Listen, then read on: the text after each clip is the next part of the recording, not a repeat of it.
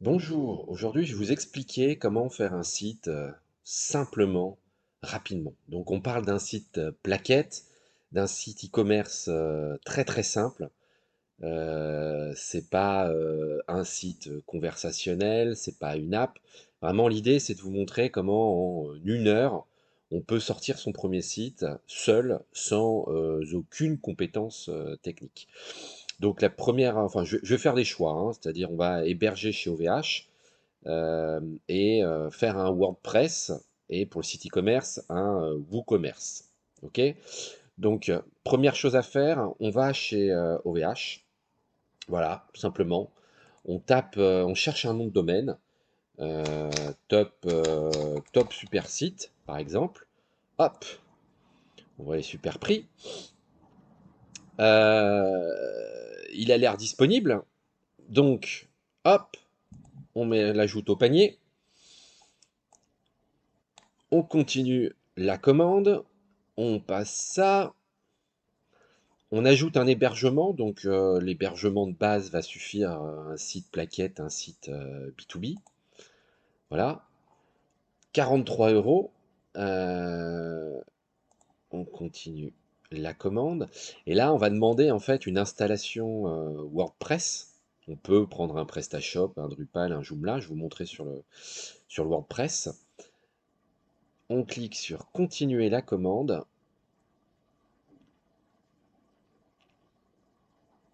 Normalement, ça arrive. Voilà. Donc, vous créez un compte OVH, vous payez en ligne. Donc ça, c'est la première étape. Deuxième étape, en fait, juste après, vous allez recevoir dans le quart d'heure, généralement, un email d'OVH qui dit, voilà, votre domaine a bien été réservé, votre hébergement a bien été installé, votre module WordPress est bien disponible. Maintenant, on vous donne vos identifiants sécurisés pour accéder à votre site web, donc au back-office pour le paramétrer. Voilà. Donc cette étape-là va prendre quelques minutes. Vous attendez un peu. Et ensuite, vous cliquez sur le lien qu'il y a dans l'email. Alors le lien vous permet d'accéder à un écran comme ça. Généralement, ça se termine par votre nom de domaine / wp-admin. Donc vous saisissez l'identifiant mot de passe, voilà, vous connectez et vous arrivez en quelques instants au back-office du site. Voilà. Donc tout se passe, là il y a déjà des choses hein, dessus, mais tout se passe ici, sur le côté. Donc une des premières choses à aller faire, c'est de choisir un thème. Donc on va dans Apparence thème. Donc là, moi j'en ai plusieurs qui sont installés. Donc sur rue 24, c'est Astra. Vous pouvez en choisir d'autres. Vous pouvez ajouter des thèmes. Astra, c'est quand même pas mal, hein, c'est assez populaire. Donc ajouter des thèmes, on vous en propose plusieurs, vous pouvez rechercher des choses spécifiques. Vous pouvez aller sur Theme Forest, un site où vous pouvez acheter des thèmes et les uploader ici avec téléverser un thème une fois que vous les avez achetés. Voilà, ceux qui vous plaisent, vous pouvez prévisualiser le site, savoir à quoi il ressemble avec ça. Vous cliquez sur le bouton Installer et après vous cliquez sur le bouton Activer et vous arrivez à voilà, un thème qui est installé, activé et que vous pouvez personnaliser. Donc on va y revenir après sur la personnalisation. Première chose à faire, vous choisissez un thème. Ensuite, un WordPress simple, il va y avoir des pages qui sont dans vos menus et des articles. Des articles, c'est plus pour faire un blog. Donc, on commence par créer des pages. Voilà, on peut voir toutes les pages. Sinon, vous ajoutez une page. Ça va être le titre, ma page de test. Vous saisissez le texte, vous pouvez rajouter des images à l'intérieur.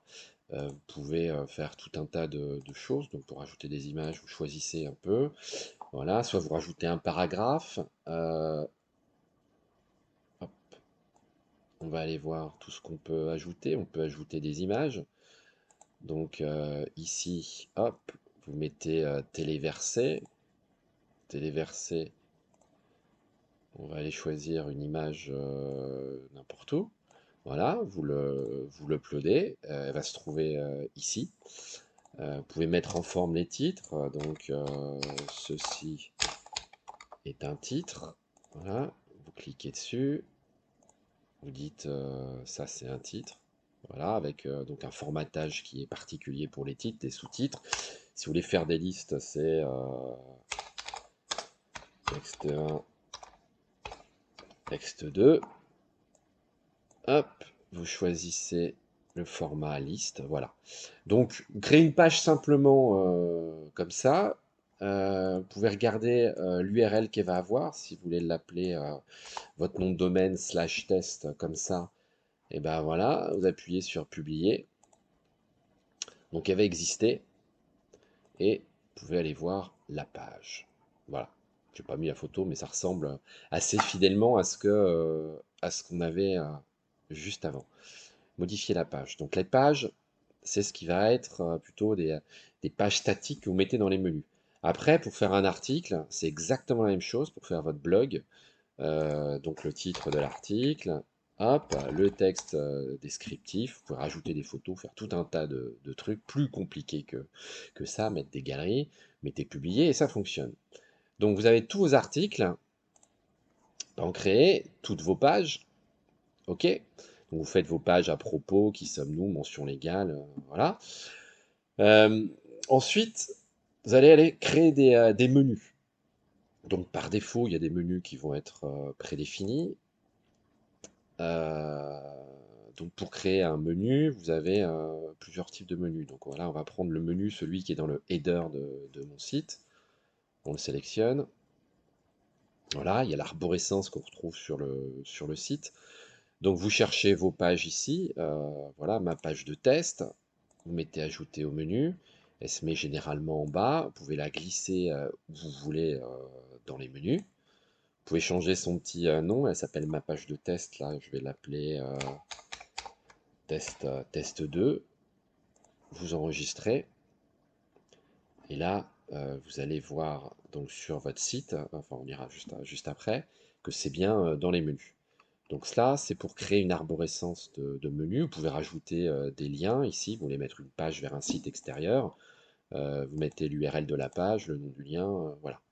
Donc, partie de là, vous avez donc des pages, des articles, des menus. Donc, ce qu'il faut faire après, c'est personnaliser votre thème. Donc là, c'est vraiment les goûts et les couleurs. Vous choisissez.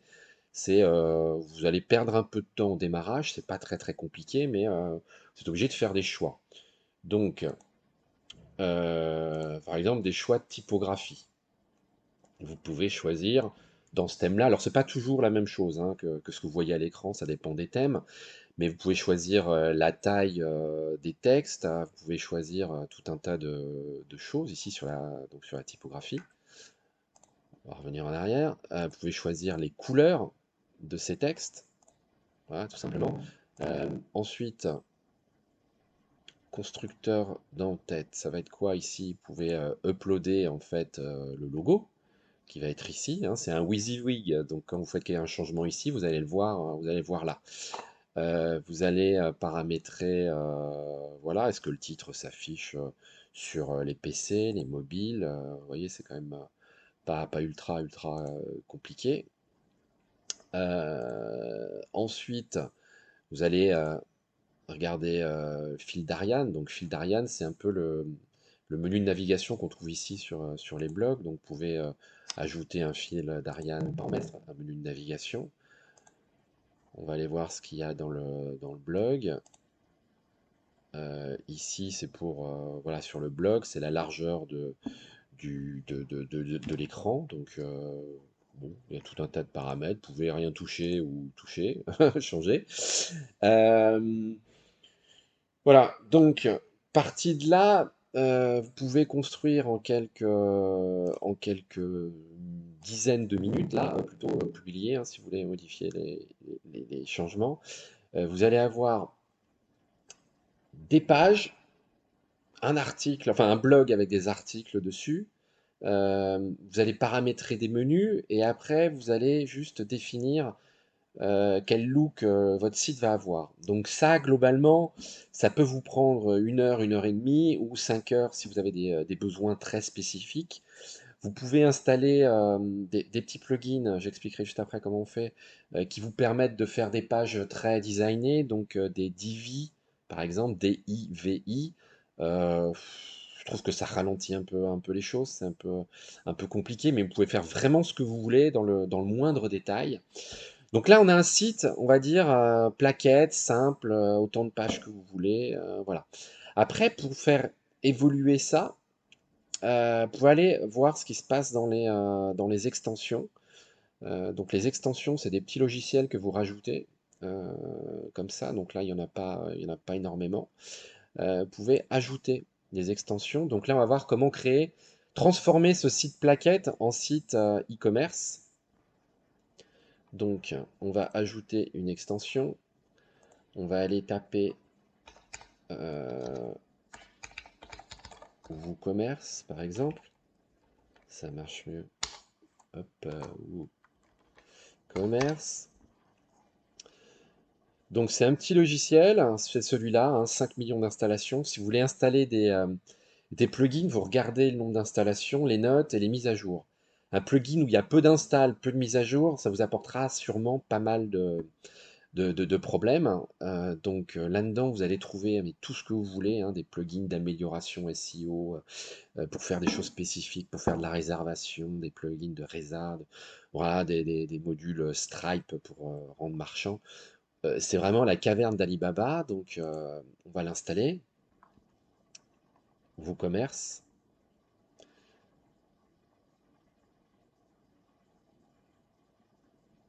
Pas très très long normalement. Alors voilà, c'est installé, donc on va activer le plugin. Et après, on va voir tout un tas de paramétrages à faire pour... Hop, ça n'a pas marché. Voilà, pour paramétrer son WooCommerce. Donc le plugin est installé, il se met dans la liste des extensions que vous retrouvez ici. On va aller voir dans les réglages ce qui se passe. Et voilà, donc là c'est le réglage global. Vous allez définir d'où la boutique opère, dans quel pays vous voulez vendre, voilà. Est-ce que vous avez des taxes, en quelle monnaie, comment vous allez présenter les devises. Ensuite, vous allez définir sur quelle page vous allez hoster la boutique, quelle sera la home du site e-commerce. Définir les unités de poids, de centimètres, ça c'est plutôt pour des livraisons ou arriver à mettre des infos additionnelles sur les produits. Vous allez paramétrer la façon dont vous allez expédier les choses, donc avec des zones de livraison, des options de livraison, voilà, ça prend un peu de temps honnêtement à paramétrer, hein. Il faut, on va dire, 1 heure et demie, 2 heures pour que ce soit vraiment bien fait. Comment vous allez faire les paiements, donc virement bancaire, par chèque. Vous pouvez installer aussi des modules de paiement voilà, externes avec des plugins. Euh, Ici, vous allez aller paramétrer tous les emails relationnels, donc quand il y a une nouvelle commande, quand une commande est annulée. Donc, vous voyez, c'est assez bien foutu, hein. Vous paramétrez le texte. Ici, la commande annulée, ça va émettre automatiquement le numéro de commande. Voilà, donc vous paramétrez vos emails avec le texte que vous voulez. Là, c'est pour les choses de géolocalisation. Bon. Et dans les paramètres avancés, ici, vous pouvez aller définir des choses beaucoup plus complexes. Donc, vous n'y touchez pas au démarrage. Voilà. Donc, on va revenir sur la partie produit. Hop. Vous avez des choses un peu spécifiques sur l'inventaire. Vous pouvez activer une gestion de stock qui va vous permettre de gérer les quotas. Comment on interprète ça, si les stocks sont faibles. Et vous pouvez aussi rendre des produits téléchargeables. Donc ça, c'est pour vendre, on va dire, des PDF, des choses de ce type-là, ou du contenu, là, quand il n'y a pas de livraison. Donc voilà, vous paramétrez globalement cette interface-là, donc c'est spécifique, on ne va pas rentrer dans le détail, mais à chaque business e-commerce. Ensuite, Alors une fois que vous avez paramétré votre WooCommerce sur les grandes modalités hein, de livraison, de facturation et compagnie, les emails relationnels, vous allez uploader des produits. Donc vous allez sur la page tous les produits. Là il y en a déjà un. Vous allez hop, ajouter vos produits. Donc on va appeler ça le produit 2. Vous pouvez ajouter une photo si vous voulez. Hop, donc c'est ici. Le descriptif détaillé du produit. Définir si c'est un produit simple ou si vous avez des groupes de produits ou des produits externes qui sont vendus par d'autres, des produits variables qui ont des paramètres variables, notamment pour définir les options, le prix. Vous pouvez définir si c'est un produit téléchargeable, hein, auquel cas il n'y a pas forcément toute la logistique associée. Vous pouvez aller un peu plus loin dans la description du produit, hein, voir des sous-rubriques de description. Et alors là, vous allez définir son prix. Donc celui-là, il va coûter 20 euros. Vous pouvez mettre des promos et planifier les promos et les conditions de cette promo. Définir s'il y a du stock. Définir une gestion de stock au niveau de ce produit-là précisément. Donc c'est-à-dire combien il y en a en stock. Est-ce qu'on autorise des commandes s'il n'y a pas de produit? Enfin bon, les modalités d'expédition, poids, longueur, voilà, qui peuvent dimensionner le colis, les prix. Les classes d'expédition, c'est si vous vendez en France, métropolitaine, dans les dom-toms à l'étranger, ça va pas être forcément les mêmes modalités d'expédition. Les produits liés, c'est tous les produits connexes, hein. Si vous vendez, j'en sais rien, un produit électronique, bah, ça peut être des recharges, ça peut être tout un tas de choses qui sont liées à ce produit-là, pour faire des ventes croisées. Voilà, donc vous avez votre produit, vous lui choisissez une catégorie. Voilà, on va dire qu'il est dans deux catégories, la catégorie 1, la catégorie 2. Ok, vous pouvez définir une hiérarchie entre les catégories. Vous publiez votre produit et il va être disponible sur cette page-là. Hop, voilà. Ok, il est en rupture celui-là. Donc on va aller le modifier. On n'a pas paramétré ce qu'il fallait. Pas défini inventaire. Alors, hop, à 0. On va rajouter 5 en stock. Mettre à jour. On va voir. Et oh magie, la disponibilité s'affiche. Et si quelqu'un veut l'acheter, il fait ajouter au panier et tout est installé. Là, il n'y a plus rien à faire. Une fois que vous avez paramétré en amont les modalités de la boutique, vous avez créé un deuxième produit. Vous avez tous vos produits qui vont s'afficher ici avec les bonnes catégories. Euh, Ensuite, ce qu'il faut faire, c'est aller paramétrer. Donc, on retourne sur la personnalisation du site. Et il y a un menu qui est apparu qui ne devait pas être disponible tout à l'heure tant que WooCommerce n'était pas installé. Voilà, un menu qui vous permet de paramétrer le visuel de la partie boutique. Donc, comment vous affichez les produits, est-ce que vous affichez les catégories et les produits. Voilà, tout un tas de paramètres, le nombre de produits par page. Vraiment, c'est les goûts et les couleurs, c'est à vous de choisir. Est-ce que vous voulez activer ou pas le fil d'Ariane, voilà, qui est ici. Il y a des options sur les tailles des images des produits, voilà. Bon, sur le panier, est-ce que vous voulez activer les ventes croisées ou pas? C'est-à-dire que vous avez défini des produits qui étaient liés à votre produit principal. Est-ce que voilà, il y a des éléments qui vont aller se mettre dans votre page pour faire de l'upsell, de la vente croisée. Donc vous allez paramétrer ça. Donc on va dire que là, vous êtes quasiment prêt pour vendre. Donc j'ai été un peu vite tout à l'heure, mais dans les paramètres de paiement, voilà, il y a des choses faut mettre les comptes bancaires, tout ça. Si vous passez par des modules type Stripe qui permettent plus de souplesse, plus de moyens de paiement, voilà, il faut aller créer un compte sur Stripe gratuitement, vous validez les conditions générales et vous allez après aller paramétrer dans votre boutique assez simplement tout ça. Si vous êtes un peu plus professionnel, quand vous montez en charge, vous pouvez directement aller voilà, faire le paiement sur votre compte bancaire. Donc là, il faut demander des autorisations e-commerce à votre banque. Voilà. Donc globalement, en quelques heures, là, vous paramétrez votre boutique e-commerce donc via les modules WooCommerce. Donc il y a d'autres solutions que WooCommerce hein, sur des Shopify, voilà, ou d'autres, hein. Si vous êtes sur des logiques e-commerce vraiment beaucoup plus poussées, hein, vraiment des grosses ambitions, c'est pas forcément ce type d'outil qu'il faut utiliser. Là, ça vous aide à démarrer avec un coût proche de zéro, hein. On a vu, c'était 50 euros site web plus hébergement. Quelques heures, vous créez votre première boutique e-commerce pour moins de 50 euros en quelques heures. Voilà. J'espère que ça aura dédramatisé le sujet, hein.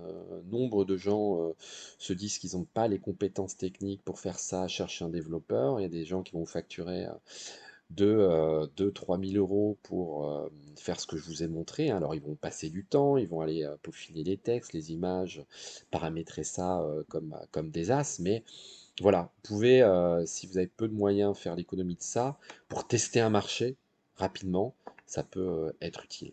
Bonne journée.